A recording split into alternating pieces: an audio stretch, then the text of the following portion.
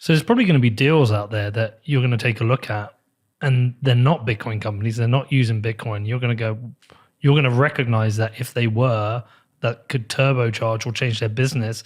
And you might approach them and say, look, we want to invest, but you don't realize it, but you could be a Bitcoin company. And if you did this, here's your new it might be a payment service, right, that hasn't adopted Bitcoin, or some kind of app, and you could go to them. And I think AI, I think the convergence of Bitcoin and AI, we're just at the beginning of that trend. And I think, interestingly enough, AI is just blowing up within the last 8 months.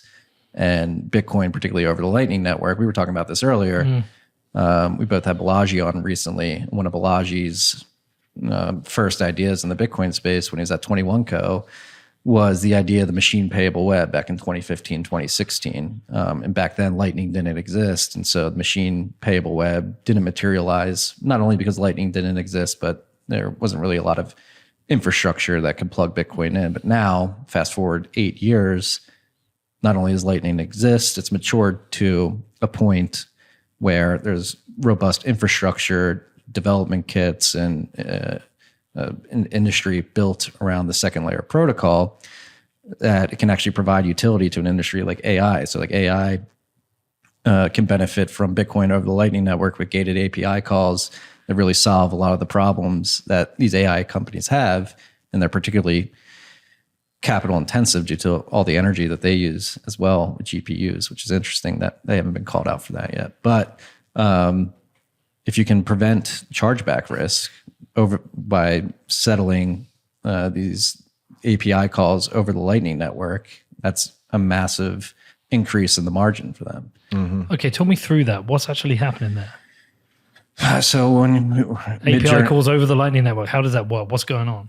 So you essentially basically say, hey, you make an API call to something like Midjourney. Yep. Midjourney says like, all right, ping the API. I'll go do this task. Now with L402 and LangChain, I believe is like the AI dev kit that people are building on. You basically put in LangChain like, hey, if you want access to this compute, you have to pay the sats paywall, and then we'll go do the compute and give you the image. And that's much more efficient than paying a monthly fee using a credit card or debit card that come with chargeback risk. Yeah, because I think for Midjourney, I'm paying like $70. That sound right? Yeah. I think it might be 30. I might have gone for the... You used to see like right when some of these, generative AI tools were getting released, DALL-E and DALL-E 2, and there were these Telegram bots where you could DM the Telegram bot to say like, create this picture for me, and then the Telegram bot would spit a Lightning invoice to you, and you could pay that, and someone else was paying for the service, and then they were sort of monetizing it. But it's it's micropayments for compute, and the compute is very capital intensive.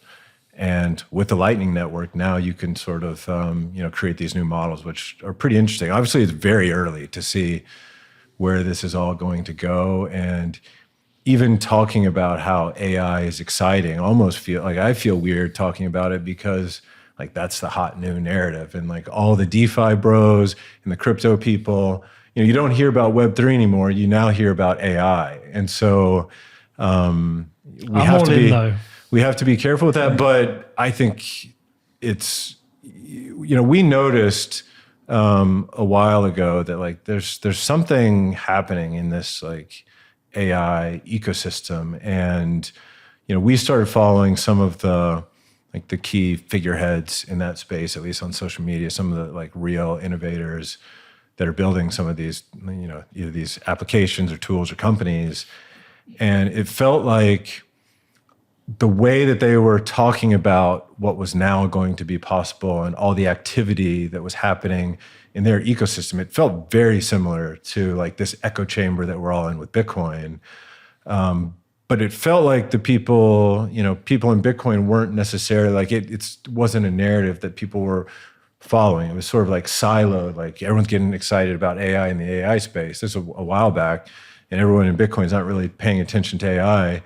We just started thinking more about it And we wrote a piece that talks about some of these implications. But I think it's going to be really interesting to see how it all plays out. Well, it delivers value. That's the big difference. If you think about, I mean, I think I'm a bit older than both of you, but hopefully not too much older. But if you look at the technologies in our lifetime, I remember pre-internet. I don't know if you guys do, but do you remember pre-internet? I mean, I remember I was very young then. My kids don't. My kids don't know a world of no internet. I remember that. I remember pre-mobile phones. When I was at school, no one had a mobile phone, and so I've gone through internet and seen how it's changed the game on everything. I've seen that with the mobile phone. We've seen it with Bitcoin. The problem with crypto, the point I went Bitcoin only is when I realized I don't use any of it because none of it's delivering any value. That I'll defend that slightly. I'm out in Argentina next week making a film. The driver we're going to see, he wants Tether. That Tether is going over a crypto network. It's not going over the Bitcoin protocol. He wants Tether. He needs Tether. He doesn't want Bitcoin. It's too volatile. He needs dollars, and it's the best way to get him dollars. I accept that. But outside of digital dollars, crypto hasn't delivered anything. AI is delivering something. I'm all in. I talk about it a lot. I use AI on a daily basis for writing and now design concepts. I saw a tweet where there's a list of services if you want to build a business, all the different AI tools, Microsoft Designer and another one that builds websites. It's delivering value. It's making people more efficient. It's making us more efficient. I mean, it will get to a point where it can edit the show for us. That's going to happen. It can write our show descriptions. It can do our timestamps. It can do a lot for us. That is real value. That means we become more efficient. So I'm all in on AI. Yeah. Scared of it. I use it every day too. I use Midjourney for the thumbnails. We use Descript for podcasting. We put our files in there, gives us transcripts, gives us clips. And this is only the beginning. This is like a bit like we're at still at the manual phase. It sounds weird of AI, I believe. Like going back to the machine payable web, that idea that Balaji had back in 2015, like with AI agents. So the concept of AI agents, you basically give an AI a task and you set it wild on the internet. And it can go scrape data, like sign into websites, order pizzas, whatever. Like again, going back to adding lightning to this, like that is what's missing for AI agents to make them as efficient as possible. As you load them up, you give them a Bitcoin wallet with an allowance and you send them out on the internet. It's like, hey, I want you to get this done. Here's your allowance. And just go spend the Bitcoin where you need to complete this task. Obviously, we're a bit of a way from that end state, but you can see it. It's there. It's clear. Bitcoin, particularly over the Lightning Network, is the only way that becomes efficient and scalable at the end of the day, because you can't give an AI your credit card number and have it go wild on the internet. But we're definitely going to go through a period of grifters who are going to have tokens to pay AI bots. The problem is those tokens. Ralph Paul's already pitching it. Pitching it to the bank. I saw that video, and but the problem with that is there won't be. I know we hate this intrinsic value word, but these tokens won't have some pegged intrinsic value that appreciates. It will be some token that has a pre-mine distributed, they'll dump, and it will do the same as every other token, go to zero. Whereas the Bitcoin ones, that Bitcoin has a true pegged value, which will over time increase. Yeah, well, I agree. They're definitely going to try that, but I do think we're at a unique point in Bitcoin's development, particularly on the Lightning Network, like going back to L402. Like they built that spec and that code base to integrate tightly with the HTTP stack, with the internet stack. And from like a development tool perspective, I think like Bitcoin over the Lightning Network actually has a head start there. It's going to be much easier to implement something like L402 into an AI project instead of just some random shitcoin that was spun up, some token that doesn't have a developer community around it, libraries around it.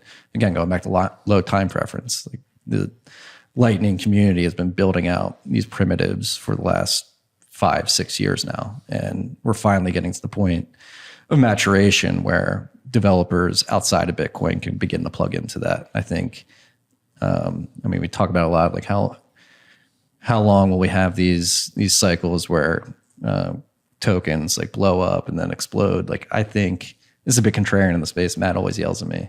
So shitcoins are going to be spun up forever. But I do think the maturation of the development tools that are available to people building in the space is at a point where the opportunity cost of going and trying to like force a token into something in the open internet is just going to be too much, when you have all these tools that can do it pretty easily today. And if there's thousands of different AI tools that specialize in all different things, you need the network effect of a money that's accepted everywhere. Yeah, you need a standard. Yeah. I think there's another problem the crypto bros have got as well, which is the crypto token cycle. The pump and dump is getting shorter and shorter, and so you've seen it now, whereas it just became meme coins. It's like, here's Pepe coin, quick pump dump done.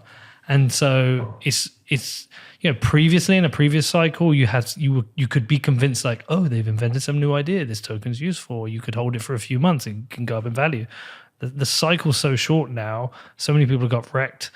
I just think that model alongside SEC pressure is just making it almost unviable. Yeah. And again, we're almost 15 years in. Bitcoin's becoming a brand name. Crypto, like it or not, is a brand name. Everybody knows what crypto is, and there's going to be pattern recognition that comes in eventually. I mean, it happened to all of us individually. It happened. I started in 2013. It took me a couple cycles to realize, oh, this is BS. And as we move forward in time, like the people that realize that it's BS is going to be larger and larger, to the point where it's like, oh, everybody realizes off the bat, this doesn't make any sense. Does the AI stuff worry you at all? Because there are obviously a lot of conversations around the ethics of AI, consideration for what is going to happen to the jobs market.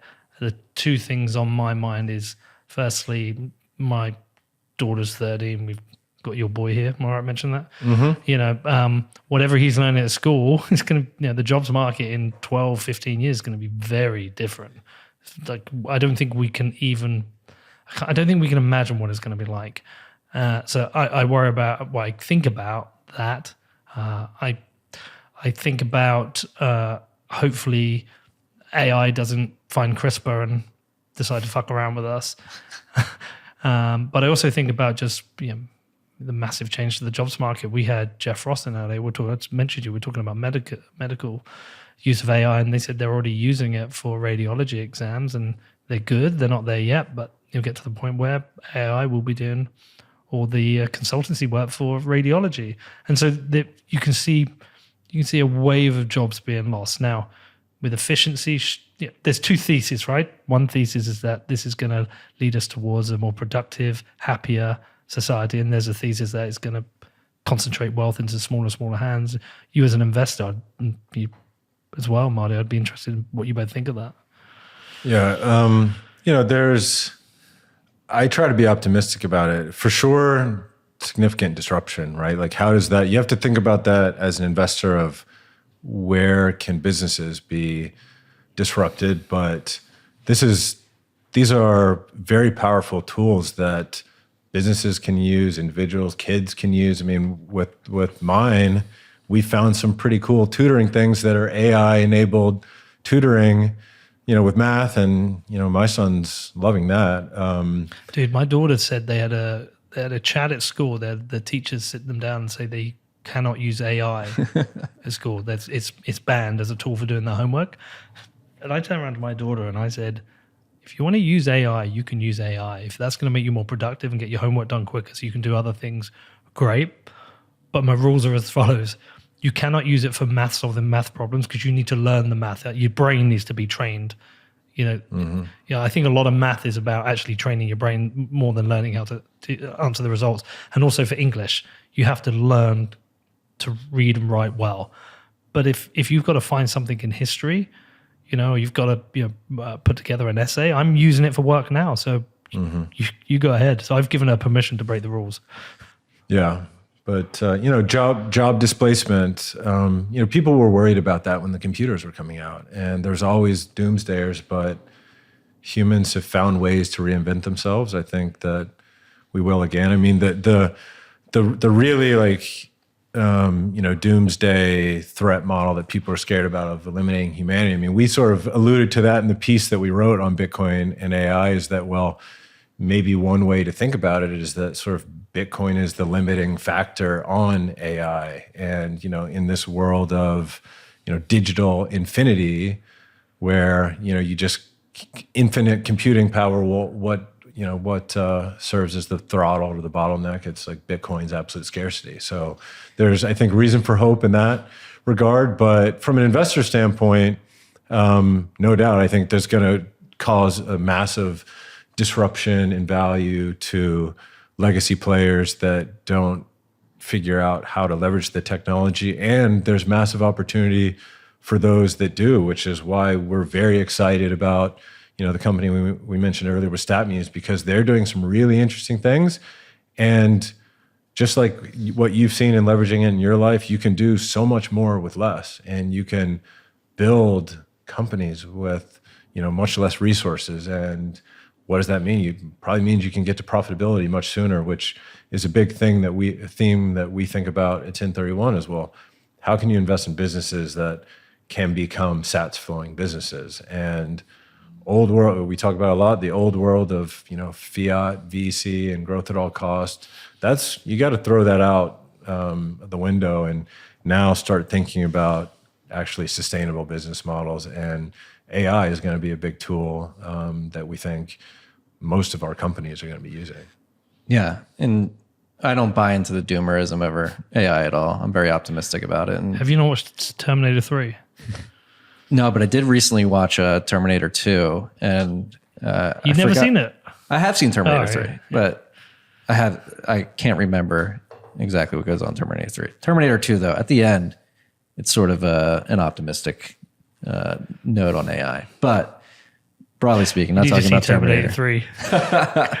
Terminator 3, the end is when the robots take over. Yeah, but in this context, like I talk about it in the context of Bitcoin UTXOs, but I think it applies to AI too, which is Jevons paradox, which is the more efficient you become with the resource, in this case, compute, you think it's Jevons paradox. It's a paradox because you think you'll use less and like won't need as much of it. But like, I think as we become more efficient with compute, we'll be able to do so much more. And that's the question of like replacement versus making an individual employee more efficient is the question that's yet to be answered. But I have a feeling instead of like replacing jobs, that certainly will replace jobs, and there will be a period of disruption. But I do think it's going to turn people, like your average developer, into a 10x developer. And then once you have the average developer turn into a 10x developer, like how much more can be built on top of that? Like I think we're just on the cusp of, we don't even know where this is going to go.